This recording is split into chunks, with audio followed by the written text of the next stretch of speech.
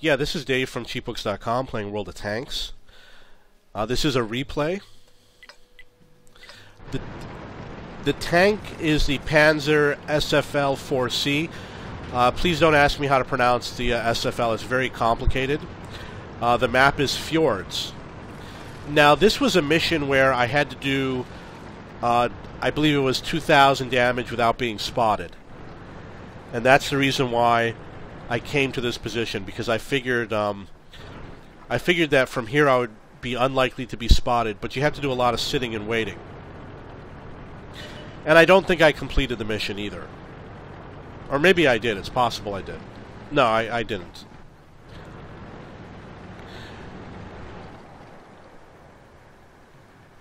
Now you'll notice that most of my team headed north, and they left the southern area completely open.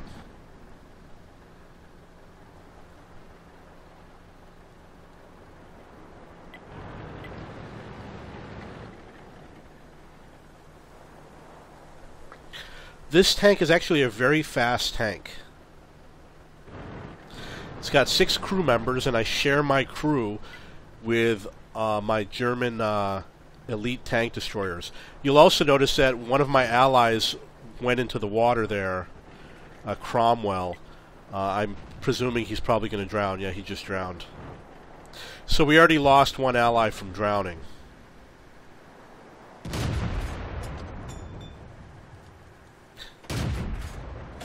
And like all tank destroyers, it has a pretty good gun on it. Enemy is hit. Enemy armor is damaged. Now you'll notice that before I took that second shot at the Hellcat, I backed up my tank. And the reason why is it reduces the chance that he's going to spot me. I already know where he is. I'm already locked onto him, so I could go anywhere on the map. But I moved out of the bush so that you want the gun barrel to be behind the bush, so that when the smoke comes out of the barrel, it'll be inside the bush and not somewhere where the enemy will be able to view it. Got him. I don't think I have 6th sense on this tank.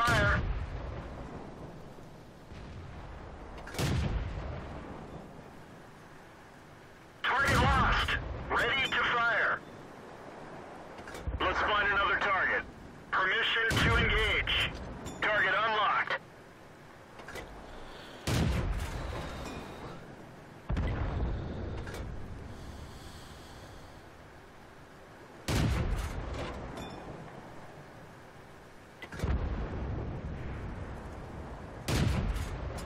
Ready to fire. Let's find another target.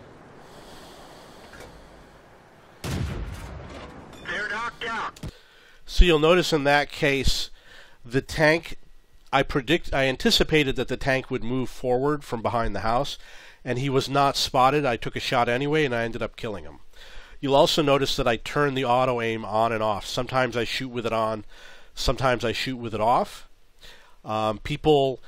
There's people who say, oh, don't ever use auto aim. Just don't listen to those people. Those people are just speaking nonsense. You know, when it makes sense to use it, you turn it on, and when it doesn't make sense to use it, you turn it off. Which is why, like I said, you'll hear me turning it on and off constantly. Ready to fire. Enemy vehicle destroyed. Target acquired. Penetration. Now here's an example where I use the auto aim. And the reason why is because I locked onto the Leopard and I zoomed out, and while I'm firing at him, I'm looking at the map, and I'm looking to see other areas around me to see if there's any other enemy tanks that I might have missed. And while I'm looking for other enemy tanks, I'm going to keep shooting at this Leopard. This is an example of where you can use the auto aim very effectively. Critical hit. Enemy is hit. Where'd they go? Permission to engage. Penetration. Enemy armor is destroyed. Now the other reason why you want to use the auto aim is that when you zoom out, you have your tank if it's a tank destroyer, it doesn't have a turret on it. If the tank you're shooting at goes out of range, if he goes too far to the right or left, you have to spin your tank in order to take a shot at him. You'll know what I'm talking about. You'll see it happen. So if you use the auto aim, it does it automatically. If you don't, you might miss a shot or two because you have to reposition your tank.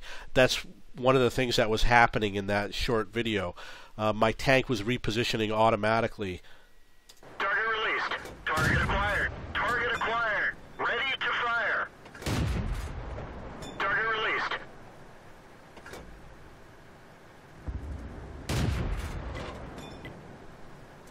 That's too bad that I missed those two tanks. There were two easy opportunities, and unfortunately I missed them both. Part of it was because I was worried about hitting my ally. Target acquired. Let's find another target.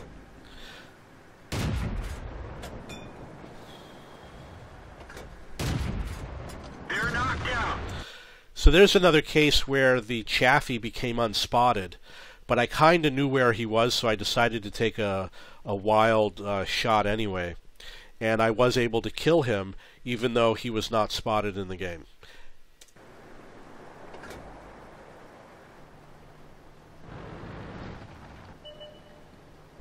So we got 5 kills.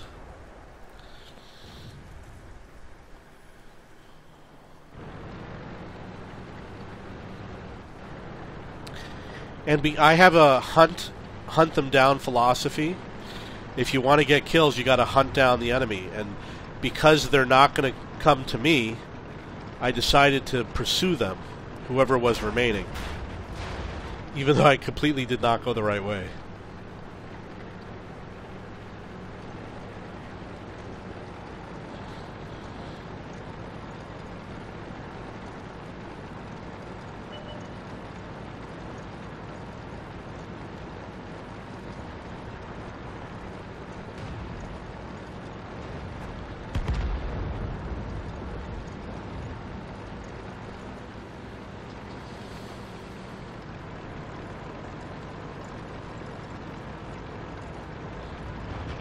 I think he's going to kill me right here. Target acquired.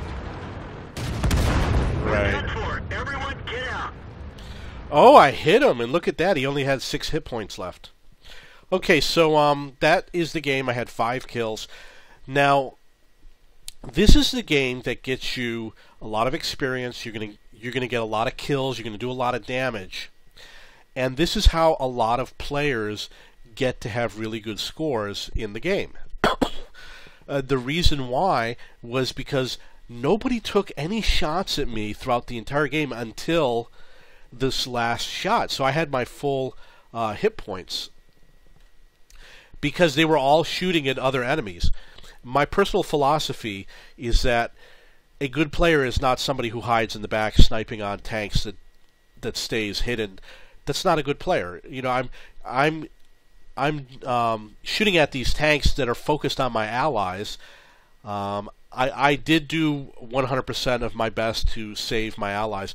There's people who will let their allies die just to stay hidden, and that to me is not a good player. And it's very easy to get 5 kills when my allies have beaten them down, and I'm way in the back and nobody knows where I am. Does it make me a better player? I don't think so.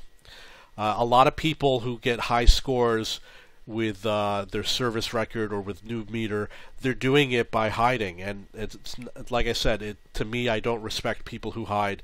If in this case, it does work out. I was doing it for the mission.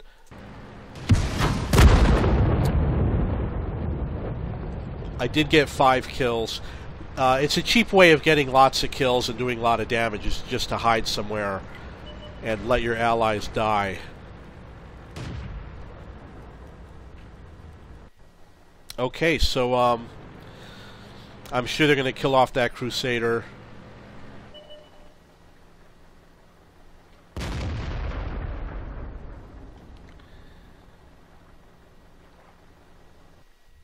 Okay, and that's the game. If you have any questions or comments, please post below.